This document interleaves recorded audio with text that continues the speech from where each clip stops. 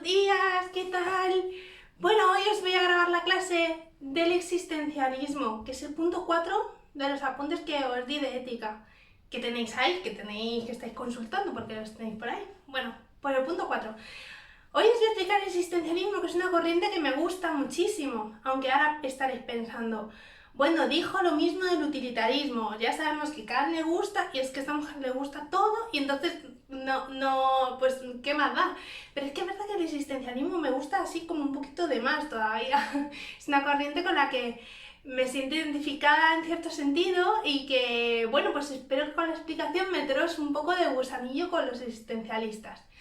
Bueno, pues el existencialismo es una deriva del formalismo ético, que ya hemos visto en este tema, que hay una deriva contemporánea, de alguna forma continuista con la clásica, que es este tipo de hedonismo social, del utilitarismo, etc. Y por otro lado, veíamos a Kant que inaugura, pues eso, la corriente de la ética formal, las éticas formales, es decir, las éticas que están vacías de un fin último, etcétera, como son las materiales, y que en sí lo que más defienden es el concepto de la autonomía y de la libertad humana. Sí, por eso para Kant no se podía pensar, o sea, no se podía dar un decálogo de la moral, algo así, ¿no? Porque cada uno tiene que decidir eso. Pues un poco vamos por esta línea. Lo que pasa es que lo curioso del existencialismo es que es una ética formal no normativa, que es lo primero que os he puesto aquí, os he hecho este esquemita. ¿Y eso qué quiere decir? Pues que, fijaos, normalmente las éticas son normativas, es decir, proponen al final unas reglas o unos principios, tipo imperativo categórico aunque sea, que es procedimental, que es como, pues, cómo puedes pensar tú la acción moral para llegar a unos principios comunes, etc. Y lo que niega el existencialismo es que existan esos principios comunes universales para todos. Y eso a mí me parece que es muy interesante. Ahora os tendré que explicar por qué eso no es un relativismo moral tampoco, pero bueno, que sepáis eso, que es una ética que de repente pues coge el concepto del formalismo kantiano, pero sin embargo no va a llegar a unos principios tipo imperativo categórico, sino que realmente la ética, dicen ellos, no se puede normativizar, o sea, no puede haber unas reglas que nos valgan para todos. Y hoy lo que tengo que explicaros es por qué piensan eso, o sea, por qué llegan a esa conclusión y por qué justifican y cómo argumentan esa conclusión. Bueno, pues ahí tengo yo mi objetivo del día. Bueno, entonces, estas éticas están muy influidas por una idea que me gusta mucho, y es que no existe una finalidad o una teleología para pensar la acción moral y para pensar a los seres humanos. ¿Os acordáis que la teleología lo que dice es que hay un fin último y por tanto que toda la conducta, si hacemos una cadena causal, como las que ya estamos muy acostumbrados a hacer, hacemos una cadena causal y una anterior y una anterior y una anterior, pues como que digamos que la acción moral o que toda acción humana tiene un fin último al que tiende, ¿no? Que es la felicidad, ya lo hemos estado viendo. Bueno, pues lo que dicen los existencialistas, cariños míos, es que para poder tener un buen concepto del ser humano hay que negar esto, o sea, hay que vaciar al ser humano de una esencia que ya le determina a obrar de una manera o a conseguir un fin último o lo que sea, ¿no? Eso no lo podemos permitir. Eso no, los existencialistas no están en esa idea, están más bien en la idea contraria. Bueno, ¿y eso por qué? Bueno, pues ellos piensan que el ser humano es totalmente libre. O sea que si hay algo que define al ser humano es la libertad. Y diréis, profe, pues tenemos una biología que nos compromete en cierto sentido y por otro lado también tenemos una cultura que bueno, que fíjate que si no nos mete ideas, etc.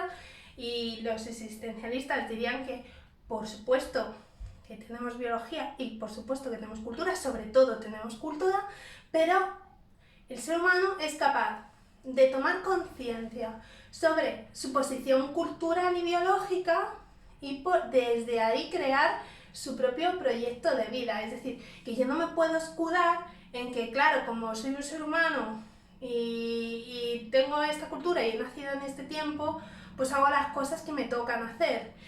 Eso diría Sartre, por ejemplo, que eso sí que es obrar mal, es decir, es obrar en contra de tu propia autonomía personal, es como negarte a ti mismo, porque al fin y al cabo estás como escudándote en todo lo que te rodea, pero el ser humano sería capaz y tiene que ser capaz de tomar conciencia de su situación y de su circunstancia y sobreponerse a ella, es decir, sobreponerse en el sentido de tomar decisiones sobre ella.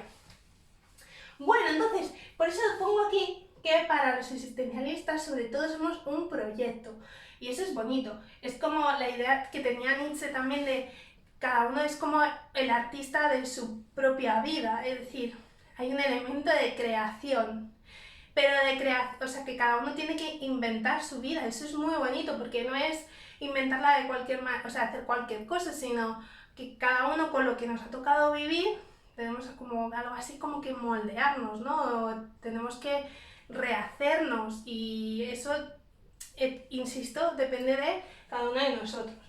Bueno,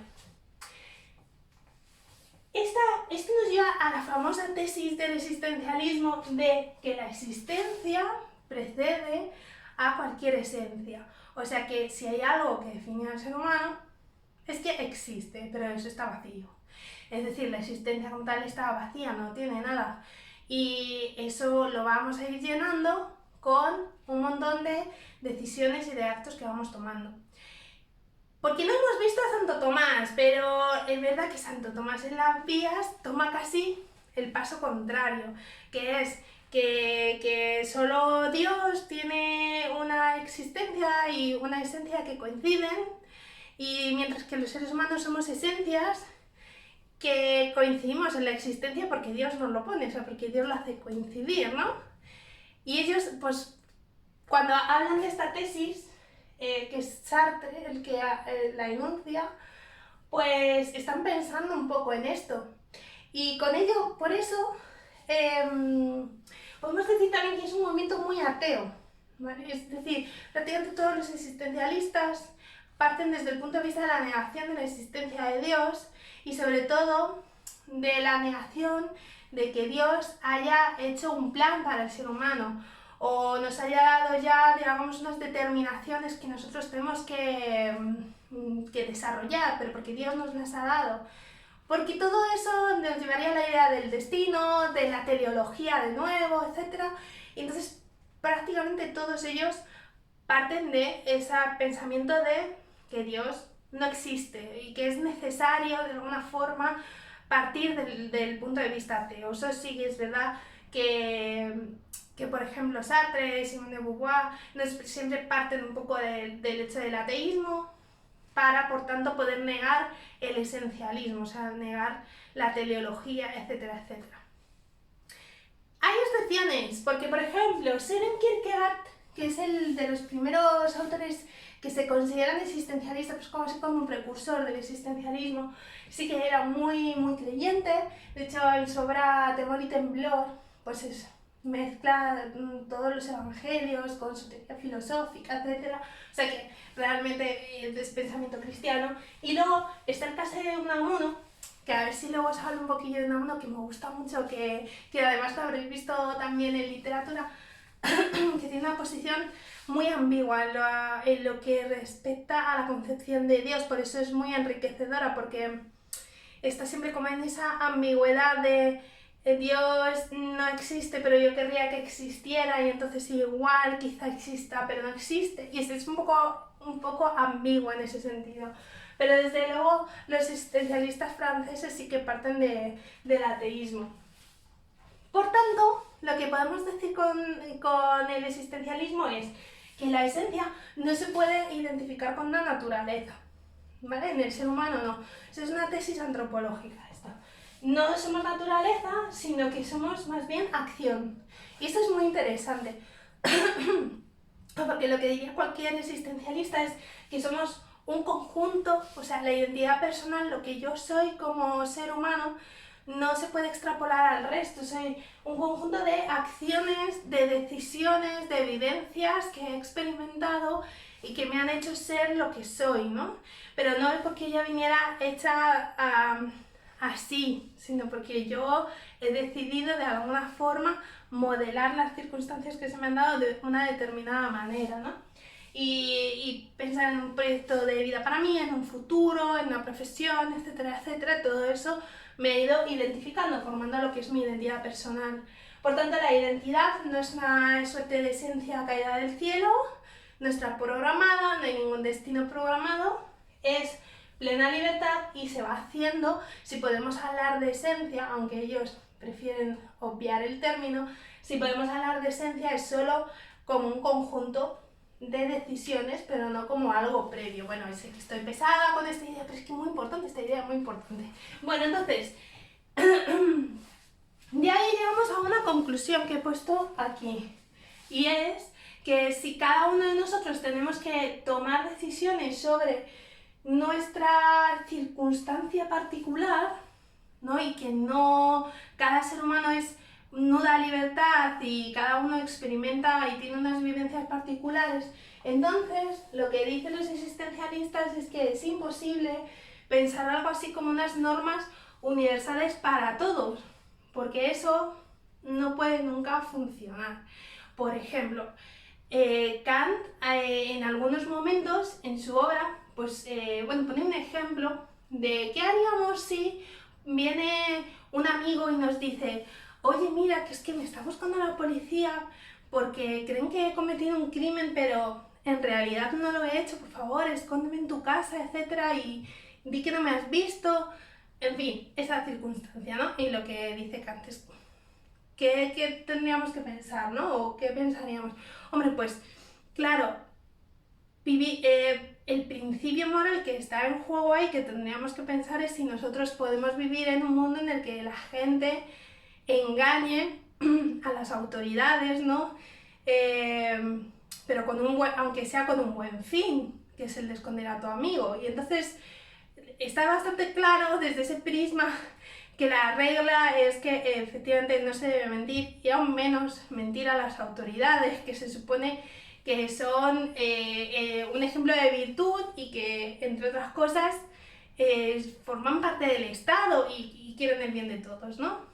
Pero claro, lo que diría un existencialista es que ese tipo de formalismo ético es imposible, porque claro, en esa circunstancia tan particular, aunque tú creas que la norma universal podría ser efectivamente no mentir, ¿cómo vas a no esconder a tu amigo? Es decir, y más cuando sabes o eres consciente de que no ha hecho nada, pues probablemente ahí, bueno, lo que diría un existencialista es que cada uno tiene que decidir, ¿no?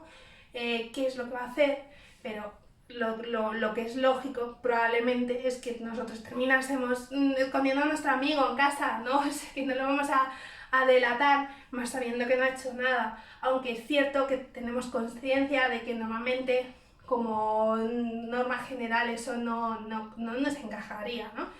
Es por eso, dicen los existencialistas, que es que cada uno tiene una circunstancia tan particular que no se puede generalizar normas y principios tan, bueno, sí, tan universales para todos, porque luego eso hay que aplicarlo a una persona concreta, a una circunstancia muy particular, y entonces cada uno tiene que decidir, ¿no?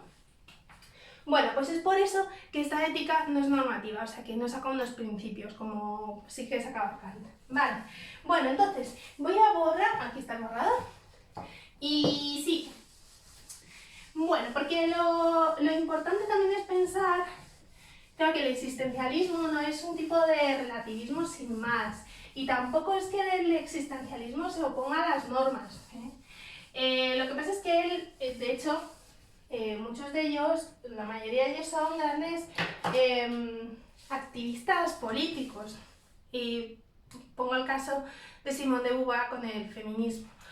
Claro que ellos piensan que hay unos principios que hay que defender, lo que pasa es que la acción política no es lo mismo que la acción moral, y eso para ellos sí conviene distinguirlo. Y no es lo mismo porque la acción política sí que necesita unas normas bastante claras y unas líneas de acción. y unas leyes y unas reglas, etcétera, etcétera. Pero sin embargo la moral es algo tan íntimo, de alguna forma, ¿no? Es una dimensión tan particular que no se puede generalizar sobre ella, no se puede generalizar sobre esa condición, ¿vale? Es decir, que la condición humana no es algo sobre lo que podamos tener ya unas líneas clarísimas y unos principios que sean para todos los mismos. Bueno, entonces, ¿qué va a poner? A ver, aquí estaba lo de la conclusión, vale. Entonces, la cosa es que cada uno tiene que llevar una acción y por tanto que la acción moral para los existencialistas conlleva una noción de la responsabilidad muy grande.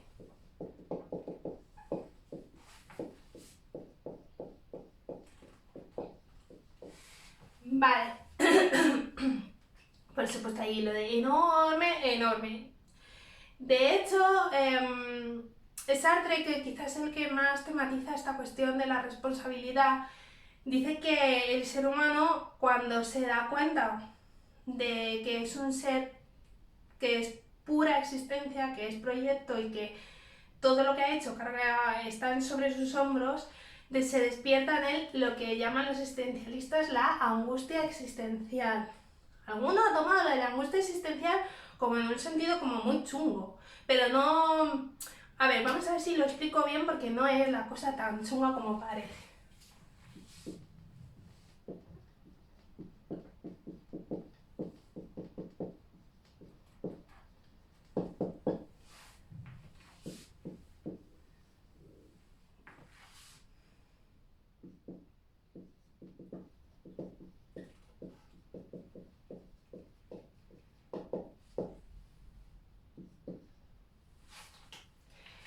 Mirad, para un existencialista es muy importante cobrar conciencia de nuestra condición humana en el sentido de la libertad y de la autonomía que todos tenemos, así como de la única condición que todos tenemos también, que es que somos seres finitos.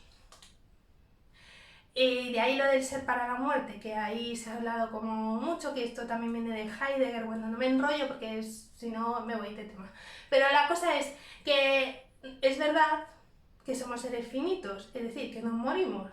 La muerte, por tanto, es quizá el hecho de la condición humana más importante, que no tenemos todo el tiempo para hacerlo todo, ¿vale? Por eso no es una cosa de, oh Dios mío, qué pesimismo, vamos a llorar, no, sino que, bueno, o sea, toma conciencia de que tu vida es finita, de que no tienes todo el tiempo del mundo para hacerlo todo y por tanto tienes que hacerte cargo de eso. Y por otro lado, de que todo lo que tú haces como ser libre y autónomo que eres tiene una responsabilidad que cae sobre tus hombros. Y eso lo que genera es un poco esa angustia existencial. Hay algunas obras interesantes que tratan este tema. Bueno, una es muy famosa, que es de Sartre, que es La náusea, pero no recomendaría leer excepto cosa excepcional. Es un texto, es una novela, pero prácticamente que no pasa nada. Y es muy ardua de leer, de Sartre, no sé si lo había dicho. Pero justo presenta eso al protagonista, cómo poco a poco él va tomando conciencia de su propia condición, ¿no? Lo que pasa es que, bueno, pues ya os digo que es una prácticamente sin trama ninguna y cuesta muchísimo meterse en la novela. Pero hay una que es de Unamuno que a mí me gusta mucho y si es que igual os la he nombrado, que es Niebla. Porque Niebla trata este tema, pero bueno, si empiezo a decir que es maravillosa no acabaría en todo el día. Es maravillosa por muchísimas cosas, también por una cuestión de narración y de, digamos, capas narrativas que tiene la novela, pero hablando filosóficamente, sobre todo porque trata, pues está el personaje central que se llama Augusto Pérez, y claro, lo que ves al principio de la novela con él es que Augusto Pérez es una persona de lo más gris. O sea, si se puede caracterizar de alguna forma este personaje es por ser de lo más tontito posible. Es decir, está nada más que como que se deja llevar por las cosas, pero no tiene conversaciones interesantes, tiene unas relaciones rarísimas con los demás. No, es un personaje súper extraño.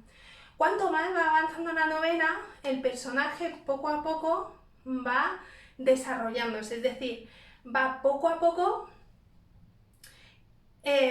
siendo cada vez más él, o lo que es lo mismo, tomando cada vez más conciencia de lo que hace, de las personas que están a su alrededor, y por tanto todo su desarrollo empieza realmente cuando es consciente de cómo es él y de cómo empieza a ser su entorno, ¿no? Entonces ese personaje que era inicialmente plano, gris, un poco tirando a lo absurdo, que eso le gustaba mucho a Unamuno, tirar a veces por personajes pues muy histriónicos, un poco absurdos, pues ese personaje que era prácticamente una nebulosa, por ahí lo de niebla, va poco a poco sobreponiéndose a esa condición primera hasta el final de la novela, ¿no?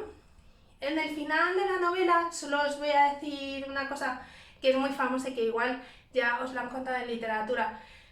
Ahí, esta novela es excepcional por tema, por cómo está abordado, etcétera, aunque también es un poco ardua de leer, sobre todo el inicio de la novela hasta que te metes en ella.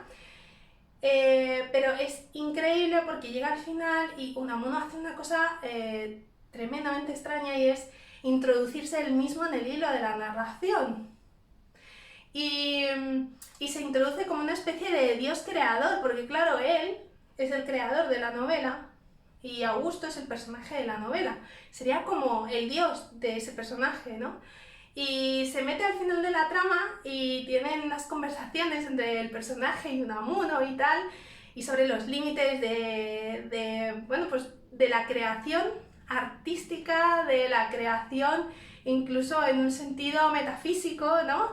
Y bueno, es que eso uno no se lo puede perder, de verdad. Si hay una obra, a mí, una de las obras más fascinantes me parece Niebla, por el tema que trata y eso, pero es que luego esa ruptura narrativa es súper interesante, o sea que el autor forma parte de la novela, es increíble, está muy muy bien.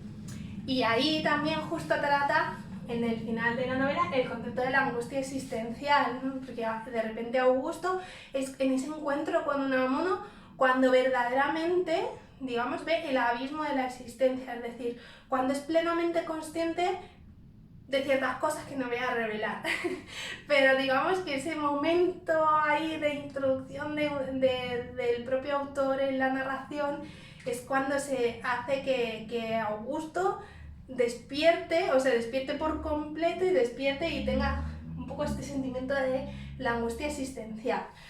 Ahora, ahí hay que sobreponerse, pero claro, lo que dice Sartre sobre todo, que es el que más tematiza esta cuestión, es que la gente no quiere ni hacerse cargo de esto, ni hacerse cargo de esto. Entonces, viven pensando que, bueno, ya vendrá algo mejor, y por otro lado, que no son ellos al final los que toman las decisiones, sino que son los demás los que toman las decisiones por ellos, o la cultura, o el destino, o Dios, o cualquier cosa, pero no ellos, ¿vale?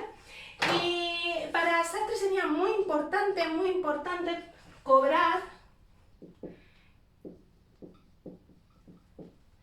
conciencia de esto. Porque si no nos vemos siempre obrando, dice él, de mala fe. Que es uno de los conceptos que os he puesto ahí en el tema que es importante. Es el autoengaño, ¿no? Cuando nos engañamos a nosotros mismos para decir, un poco para no asumir la responsabilidad que tenemos sobre lo que hacemos y sobre lo que somos.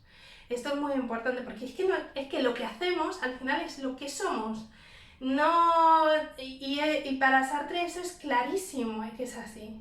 Entonces la gente actúa de mala fe, nosotros en nuestro, digamos, en nuestro lenguaje es como que vamos como con mala intención.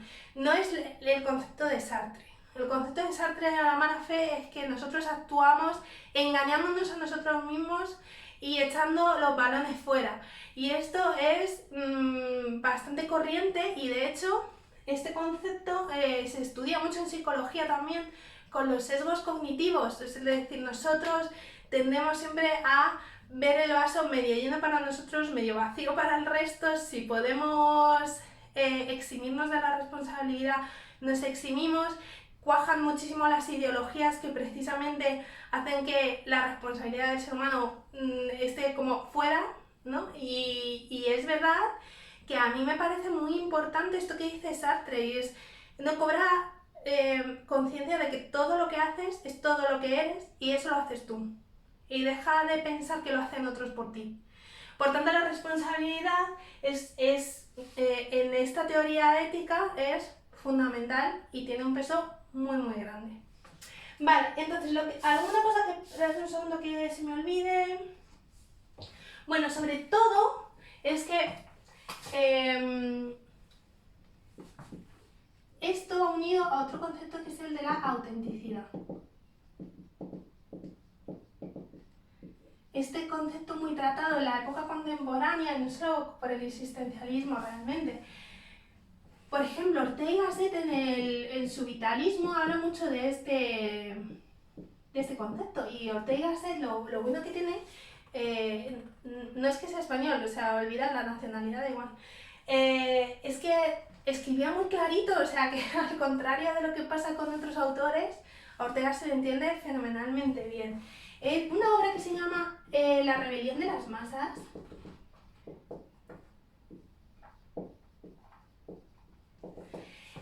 en la que habla mucho de este concepto de la autenticidad, y dice que una de las lacras sociales que nosotros tenemos es que no queremos ni queremos que la gente sea auténtica, ni nosotros mismos, porque preferimos dejarnos llevar por las ideologías, y lo único que acaba con la ideología es una convicción. Es decir, lo único que se puede oponer a un sistema ideológico que coarta nuestras libertades o que genera odio, etcétera, etcétera, es un hombre con convicciones, ¿vale? Es un ser humano con convicciones.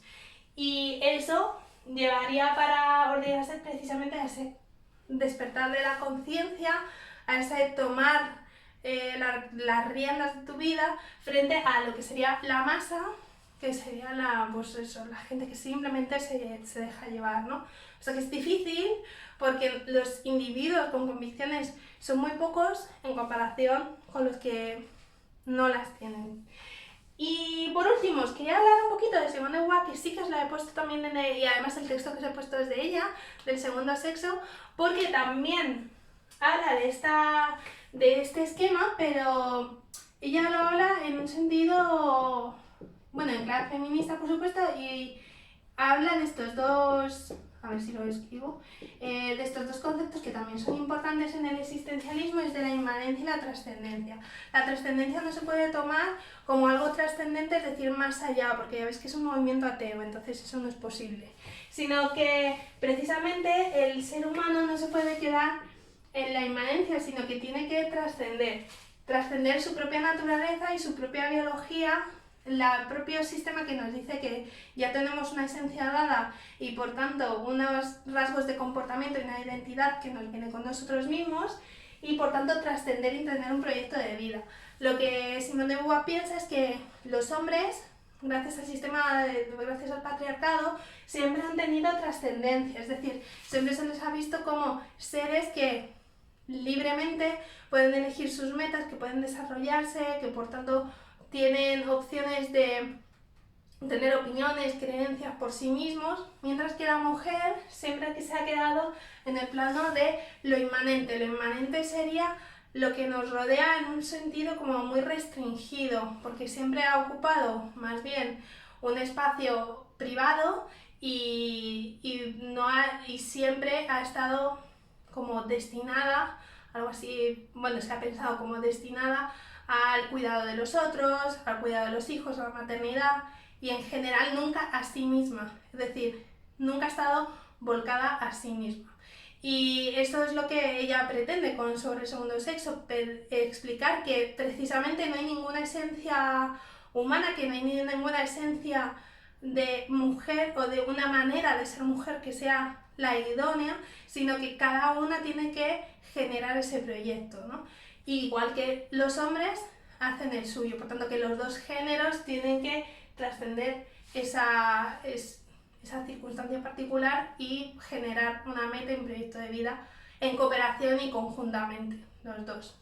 Bueno, si no tomamos conciencia y no somos auténticos, de alguna forma lo que dirían los existencialistas es que tenemos nos estamos tratando a nosotros mismos como cosas, porque los sujetos las cosas no tienen poder de decisión, los sujetos sí, y por tanto tratarnos con dignidad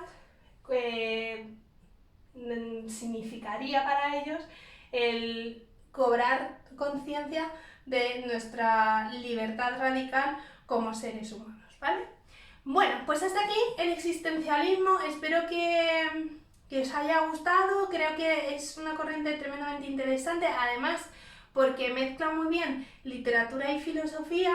Os he puesto ahí algunas obras de ellos que os pueden gustar, y Sartre, por ejemplo, tiene una obra filosófica magna que es El ser y la nada, súper difícil, la verdad, porque él luego tiene un pensamiento súper estructurado, muy denso, pero tiene obras de teatro como A puerta cerrada o Las moscas, que son obras maravillosas, muy cortitas, donde están sus tesis filosóficas, pero ya mezcladas con una idea y hace pues que sea maravilloso. Luego de Albert Camus, que he hablado de él, que os traje un texto hace tiempo, pues tiene una obra muy buena que se llama El extranjero, que también es cortita, trata estos temas, y de versión novela. El mito de Sísifo, que es muy bonito también, y La peste, que hombre, yo recomendaría leerla porque ahora mismo en los tiempos que estamos viviendo no es tampoco muy angustioso el libro ni nada, pero da mucho sentido a ciertos comportamientos humanos, pues ante la enfermedad, ante una circunstancia que es adversa, etc. Y luego Simone de Beauvoir también tiene novelas, o sea que El segundo sexo yo os lo recomendaría siempre. Sé que es una obra de que tiene 1000 páginas, o sea que yo me las leo con gusto, pero es complicado. Pero la segunda parte, que tiene como 2 partes, ¿no? La segunda sí que es más... o sea que todo es interesante, pero que la segunda se puede leer mejor. La primera es como toda una justificación del patriarcado y de cómo se sostiene el patriarcado, pero la segunda ya es como más su pensamiento, y ahí sí que hay algunos capítulos que están muy bien y que os podrían gustar. Y luego también tiene novelas, por ejemplo, Memorias de una joven formal, que también es la historia un poco también de sí misma, y que como de joven, pues como cualquier dama con cierta categoría social, pues intentaron casar, etcétera, y bueno, pues un poco su posición desde un punto de vista autobiográfico a estas convenciones sociales que ya no aceptaban, ni mucho menos, porque, bueno, de hecho no os lo he contado, pero es verdad que Sartre y Simone de Beauvoir eran pareja, pero tenían una relación abierta, es decir, que ellos decían que, bueno, que su relación era algo como de necesidad para ellos, es decir, que estaban muy enamorados, pero que tenían relaciones con otras personas, viajaban mucho, pasaban de hecho pues muchos meses sin verse, luego se volvían a ver, en fin, que tenían una relación pues abierta, muy rara para aquel entonces, muy juzgada, por supuesto, porque estamos hablando de los años 60, 70, pues imaginaos, ¿no? Sartre creo que muere en el 76, 8 o así, pues 1900, ¿no? Pues podéis imaginar lo que supuso en aquel momento. Pero bueno, que el existencialismo sí que tiene como ideas filosóficas que son muy importantes, que además creo que dan mucho sentido a nuestra vida y a cómo somos, y además pues lo tratan desde un punto de vista literario, es que lo tienen todo, que son estupendos. Bueno, y aquí os dejo, que se me va de las manos la cosa, que no quiero hacer otro vídeo como el de Can de 45 minutos, que fue muy largo. Bueno, mañana os cuento John Rawls y con eso acabo las temitas de ética. Cuidaos mucho.